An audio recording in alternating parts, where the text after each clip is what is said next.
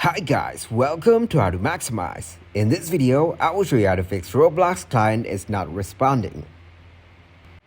First of all, tap and hold the Roblox app. Go into its app info.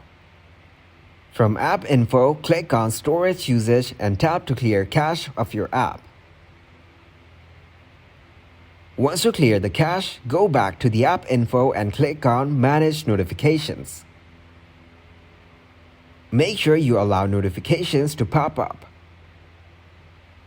Go back to make sure you cleared the cache and allowed the notifications. Then tap to force stop the app. After that, open up the app. Hopefully your problem will be fixed now. Thanks for watching and please leave a like, subscribe and share.